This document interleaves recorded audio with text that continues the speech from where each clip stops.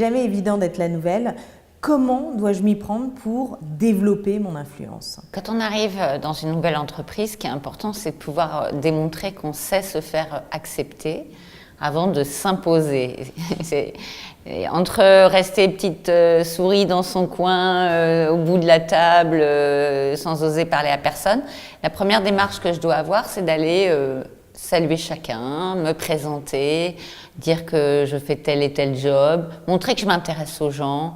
Donc ça va demander un petit effort pendant les premiers jours, d'aller serrer les mains, d'aller me présenter, d'aller dire bonjour, je suis la petite nouvelle, voilà, qu'est-ce que tu fais, etc.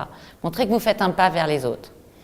Et la deuxième étape sera d'aller proposer de l'aide aux personnes qui travaillent avec vous, puisque vous allez commencer à être sur des missions et des tâches, mais qui vont vous mettre en collaboration avec d'autres personnes. Donc, trouver la manière la plus fréquente possible de participer à des projets, de proposer des idées, des solutions sur d'autres chantiers que vos seules tâches.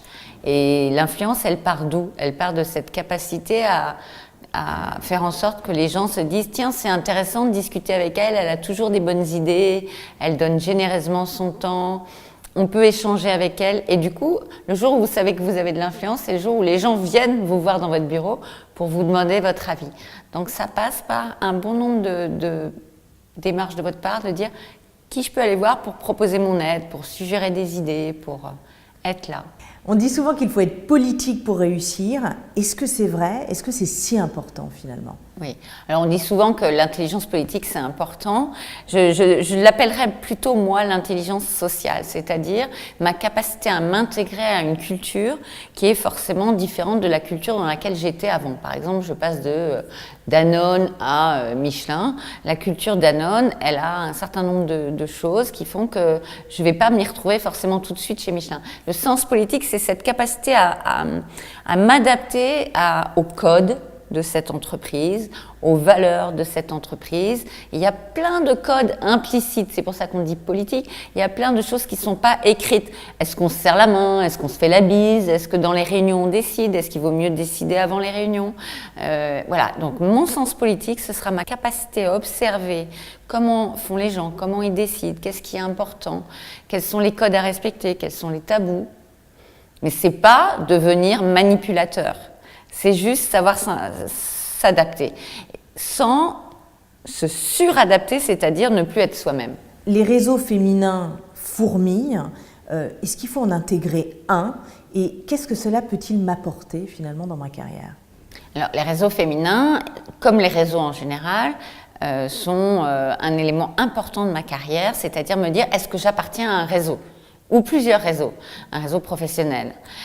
Pourquoi? Parce que le réseau, il me permet de connecter, d'apprendre, d'innover, de gérer ma visibilité. Alors, moi, j'ai tendance à dire, si vous êtes plus confortable d'intégrer un réseau féminin parce que vous êtes entre femmes, vous discutez de vos problématiques de carrière féminine, très bien, mais rapidement, intégrer un réseau mixte aussi, parce que ce qui est important, c'est de nouer des contacts professionnels, c'est d'échanger des cartes de visite, c'est d'avoir des nouvelles idées, c'est aussi de vous montrer comme expert dans votre domaine. Ce qui compte, c'est de vous habituer à mettre ça dans votre agenda. Ça fait partie de votre job et n'oubliez pas de vous faire un espèce d'agenda de réseau en disant peut-être une fois par mois, une fois tous les 15 jours, je vais discuter avec des gens de la profession. On vient de parler de l'intégration dans des grands groupes notamment. Comment fait-on pour s'intégrer dans une start-up? Parce qu'il y a de plus en plus de jeunes qui veulent rejoindre des start-up.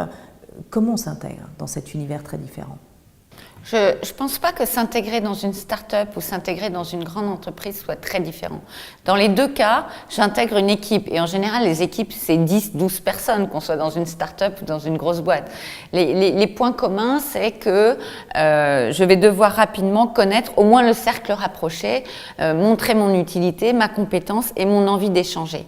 C'est vrai que ce que ça a de spécifique dans les grands groupes, c'est que je vais devoir comprendre cette complexité dans la décision décision, accepter qu'il y aura peut-être 25 jours avant qu'une décision soit prise. Dans une start-up, la qualité qu'il faut que je démontre rapidement, c'est l'agilité, la capacité à décider, à prendre des décisions et à tout faire. Puisque je peux aller faire le café jusqu'à diriger une réunion à fort enjeu. Donc c'est peut-être ça qui va faire la différence. Rapidement, montrer mon agilité et finalement dans une start-up, je suis un peu comme en coloc, quoi. Accepter que je vive avec un bon nombre de personnes de manière assez ludique et conviviale. Merci Valérie. Merci.